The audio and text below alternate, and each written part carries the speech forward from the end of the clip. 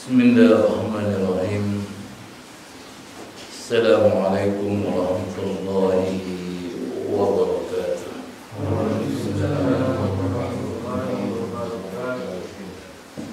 Innal hamdalillah nahmaduhu wa nasta'inuhu wa nastahdihi wa na'udzu billahi min shururi anfusina wa min sayyiati a'malina. Man yahdihillahu fala mudilla lahu wa man yudlilhu falan tajida lahu waliyyan murshida. Asyhadu an la ilaha illallah wahdahu la syarika lah wa asyhadu anna Muhammadan abduhu wa rasuluhu la nabiyya ba'da. Allahumma shalli wa sallim wa barik ala nabiyyina al-karim Muhammad sallallahu alaihi wasallam wa ala alihi wa sahbihi wa man sara ala nahjihi ila yaumil qiyamah. Amma ba'd. Ma'asyiral muslimin, arsalakumullah. Alhamdulillah wa syukurillah, pada kesempatan pagi hari ini kita dipertemukan oleh Allah Subhanahu wa taala dalam satu pertemuan yang insya Allah diberkahinya, dicintainya, dan mudah-mudahan dimudahkan bagi kita untuk mengamalkan dari apa yang kita pelajari pada kesempatan kali ini. Amin ya rabbal alamin. Ma'asyiral muslimin rahimakumullah, insya Allah pada kesempatan kali ini kita akan membahas hadis yang ke-12 dari kitab Bahjatul Qulub Al-Abrar. Hadis ini diriwayatkan oleh seorang sahabat yang bernama Abi Hurairah. Abu Hurairah ini adalah seorang sahabat yang termasuk terlambat masuk ke dalam agama Islam. Diriwayatkan bahwa beliau masuk itu pada masa perang Khaybar. Kemudian beberapa tahun kemudian Rasulullah wafat. Namun Abu Hurairah ini merupakan sahabat yang luar biasa dalam semangat menuntut ilmu. Bahkan sampai diriwayatkan bahwa beliau itu menghabiskan waktunya bersama Rasulullah, kecuali ketika Rasulullah ada hajat dengan keluarganya.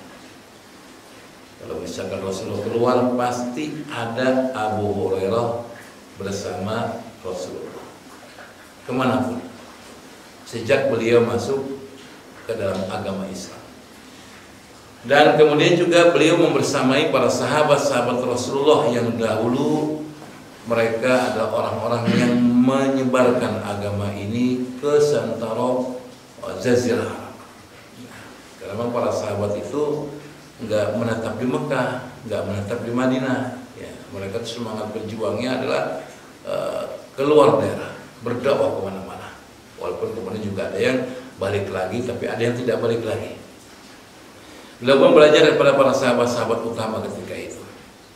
Dan dari ikhtiar beliau yang luar biasa ini, beliau menjadi sahabat yang paling banyak meriwayatkan hadis Rasulullah SAW secara hafalan, bukan secara tulisan. Karena kalau secara tulisan dan hafalan ada seorang sahabat yang lebih banyak yang bernama Abdullah bin Amr bin As. Nah, Abu Hurairah berkata, qala Rasulullah SAW, Rasulullah SAW bersabda, al-mu'min al-qawi khairun wa hab ilallah minal mu'min dhaif wa fi kullin khair. Ihris ala ma yanfa'uka wasta'in billahi wa la ta'jas.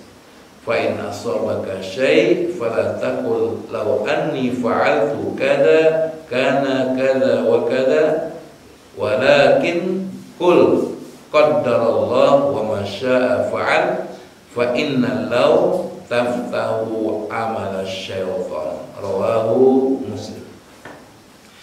Rasul bersabda, seorang mukmin yang kuat khairun, baik, wa ahab, lebih dicintai, ilallahi, dari Allah, lebih cintai Allah Subhanahu wa taala, minal mukmin dhaif, daripada seorang mukmin yang lemah. Wa fi kullin khair, tetapi pada masing-masing dari kedua itu memiliki kebaikan. Ihris ala ma yanfauka, jagalah apa-apa yang bermanfaat bagimu. Wasta'in billahi wala ta'jaz, minta tolonglah kepada Allah dan janganlah lemah. Fa in asabaka syai', kalau kamu mendapatkan satu permasalahan, musibah, ya, fala taqul, maka jangan kamu katakan law anni fa'altu kada kana kada, kalau saya ngerjakan begini pasti akan begini. Nah, ini nggak boleh. Walakin, akan tetapi, kul, katakanlah, qaddarallahu wa masya'a fa'al. Jadi ini merupakan telah ditentukan Allah dan Allah berkehendak apa yang dikehendakinya. Fa inna lau, maka sesungguhnya lau, kalimat seandainya, taftahu amal syaitan, membuka pintu-pintu setan itu mengajak kepada kita pada perbuatan yang salah, ya. Karena itu perbuatan setan, andaikan.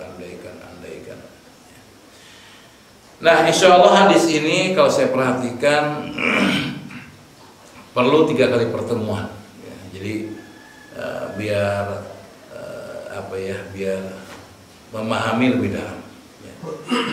Dan pada pertemuan kali ini kita akan bahas pada kalimat al-mu'min qawi khairun wa hab ilallah minal mu'min dhaif wa fi kullin khair, ya. Jadi seorang mukmin yang kuat itu baik dan lebih dicintai oleh Allah daripada mukmin yang lemah, dan masing-masing memiliki kebaikan. Pengarang buku mengatakan, hadal hadis istamala ala usul azimah wa kalimat jami'ah. Jadi kata pengarang buku ini mengatakan bahwa hadis ini mencakup perkara-perkara yang besar dan kalimat-kalimat yang luas maknanya. Jadi kalimatnya itu mungkin simpel, tapi kalau dijabarkan itu sangat panjang. Ya, kalau misalkan ada ulama misalkan punya keinginan kuat untuk membahas hadis ini lebih rinci, bisa 1 buku.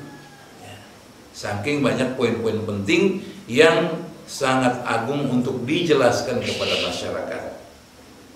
Faminha, diantaranya adalah isbat mahabbatullah, mahabbah lillahi, wa annaha muta'allaqah bi mahbubati.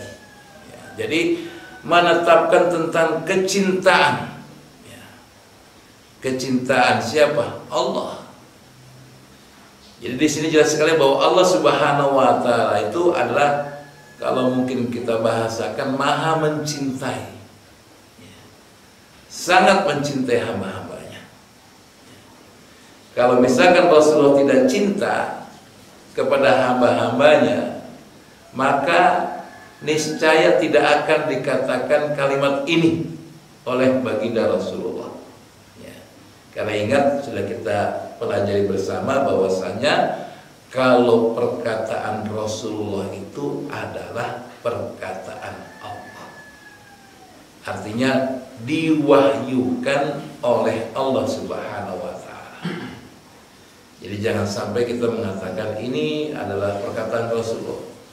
Memang lisannya Rasulullah, tetapi kalimat-kalimat yang diucapkan itu semua berasal dari Allah Subhanahu wa taala.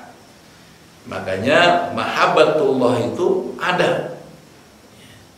Ini kalau kita bukan termasuk hamba Allah yang dicintai, saya yakin kita nggak bisa datang ke masjid. Ya. Karena orang-orang yang datang ke masjid itu adalah orang-orang yang beriman kepada Allah Subhanahu wa taala. Orang-orang yang memakmurkan masjid itu adalah orang-orang yang beriman kepada Allah Subhanahu wa taala. Ini bukan menafikan yang tidak datang ke masjid. Mereka beriman kepada Allah, tetapi lebih spesial lagi, lebih khusus lagi. Karena memang orang-orang beriman itu ada yang kuat, ada yang lemah. Ini kan pembahasan kita. Yang kuat imannya mudah melangkahkan kaki ke masjid. Yang lemah imannya berat untuk melangkahkan kaki ke masjid. Tapi dia tetap beriman kepada Allah. Cuman berat sekali. Tapi kalau misalkan pergi jauh, jalan-jalan, healing, ya, daki gunung dan lain sebagainya, kayaknya dibela-belain. Ya. Tetapi ketika datang ke masjid berat sekali. Ya, mana kita doakan ya jamaah kita yang hari ini berhalangan datang ke masjid adalah mungkin karena adalah syar'i. Karena memang ada hal-hal yang menyebabkan tidak bisa datang ke masjid. Kita doakan mudah-mudahan jamaah kita bisa datang ke masjid. Kemudian wadalla ala annaha tata'allaq bi iradah wa masyiatih. Jadi kecintaan Allah itu tidak diberikan kecuali atas iradahnya Allah, atas kehendaknya Allah, atas keinginan Allah. Apapun cara yang kita lakukan, kalau Allah nggak ingin, maka tidak akan jadi. Ya. Kita buat begini, kita bangun begini, tapi Allah nggak ingin, ya udah, nggak jadi. Maka dalam bab kecintaan ini kita hanya ikhtiar, lalu kita serahkan urusan kepada Allah Subhanahu wa ta'ala. Fa mahabbatuhu lil mu'min al-qawi a'dham min mahabbatihi lil mu'min ad-dha'if.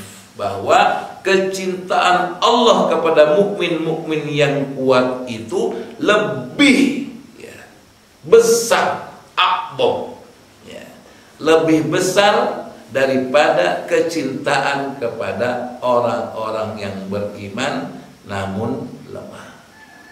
Nah, di sini bisa kita pahami bahwa tetap Allah cinta. Jadi jangan merasa, waduh saya lemah, udahlah kalau gitu, ya saya nggak beriman. Enggak, tetap Allah cinta. Buktinya apa? Walaupun iman kita lemah, kita masih bisa diberikan rizki oleh Allah. Kita masih bisa menjemput rizki. Walaupun iman kita lemah, ya. Bahkan orang-orang yang tidak beriman pun Allah masih memberikan. Ini luar biasanya Allah, apalagi kepada orang-orang yang memang kuat keimanannya kepada Allah. Maka Allah Subhanahu wa ta'ala pasti akan memberikan kemudahan dalam kehidupannya.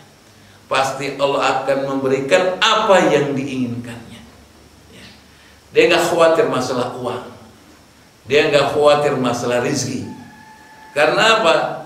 Kebanyakan manusia sekarang itu adalah manusia-manusia yang merasa aman, merasa nyaman, merasa sejahtera apabila ada uang yang terpegang atau terlihat di bankingnya atau di buku tabungannya. Itu kan kita, ya, gak jauh beda mungkin kita diantaranya, ya. Kalau megang duit udah merasa aman, tenang, di rumah ada duit segini, tenang, ya. Kalau lihat buku tabungan, nah jumlahnya besar, tenang, karena ada duit, ya.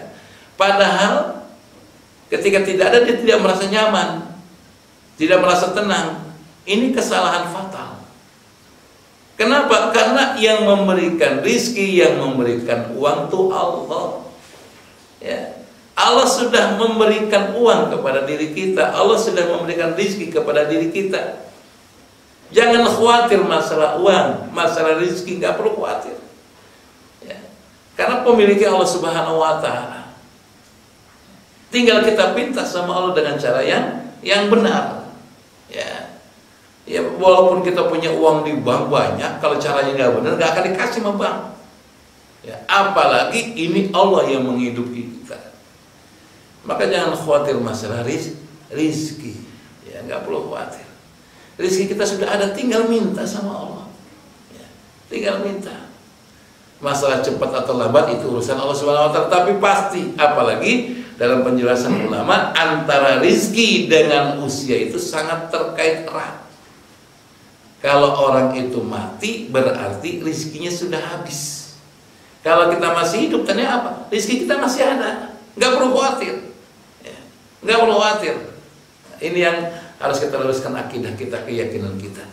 Ya, jadi kadang-kadang orang tuh merasa aman punya uang, tapi ketika nggak punya uang merasa aman. Padahal Allah yang memberikan jaminan tentang hal tersebut. Ya. Maka saya sarankan kepada jamaah, ya, kalau dapat uang, dapat gaji, dapat apapun bentuknya, ya, berupa uang, aktivitas apapun yang kita lakukan, ikhtiarkan untuk sedekah. Ikhtiarkan. Nggak usah nunggu, jangan nunggu. Ya, jangan nunggu. Kalau nunggu kadang-kadang kita lupa. Ya. Kadang-kadang kita ketika nunggu dikumpul-kumpul jadi besar, kadang-kadang jadi berat. Keluarkan langsung. Misalkan Pak Yadi, hari ini saya dapat 200.000 misalkan dari pekerjaan, langsung keluarkan. Ya, mau dikeluarkan masuk ke kenceleng, mau di sini di masjid, mau kasih orang miskin, terserah, atau disimpan dulu di satu kenceng khusus untuk nanti akhir bulan dibuka, silakan. Keluarkan langsung, niatkan sedekah atau niatkan zakat, karena kita kadang-kadang juga lupa. Ya, ternyata soal jumlah-jumlah uang kita sudah menyebabkan diri kita sebagai muzaki. Ya. Dan insya Allah orang-orang kayak begini, ya, insya Allah. Ya, ini saya dengar sama dari Ustaz Hidayat dan saya rasakan sendiri. Insya Allah ketika kita hidup itu dimudahkan sama Allah, ya, dimudahkan oleh Allah. Insya Allah. Ya, jadi dapat uang, ya, misalkan Ucu dapat duit kerja seminggu, misalkan langsung keluarkan 2,5%, niatkan sedekah ya Allah. Nah, itu akan dimudahkan sama Allah Subhanahu Wa Taala. Nah, ini jaminan dari Allah Subhanahu Wa Taala. Tetapi ingat, kecintaan Allah itu akan diberikan lebih besar apabila diri kita menjadi seorang mukmin yang kuat. Masalah muslimin rahimakumullah. Kemudian yang selanjutnya, wadalal hadis ala annal iman yasmulu al aqaid al qalbiyah wal aqwal wal af'al. Dalam hadis ini dijelaskan bahwa iman itu mencakup masalah keyakinan yang ada di hati, perkataan dan perbuatan. Kama huwa madhab al-sunnah wal jamaah. Sebagaimana ini yang menjadi madhab al-sunnah wal jamaah. Fa innal iman bid'un wa sab'una syu'bah. Bahwa keimanan itu ada 70-an cabang. Ya, jadi 70-an iman itu. A'laha, yang paling tinggi adalah qaul la ilaha illallah. Maka kalau ada orang meninggal yang ucapkan kalimat ini, udah, dia merupakan orang yang beriman kepada Allah. Kalau di akhir kalimat adalah kalimat la ilaha illallah.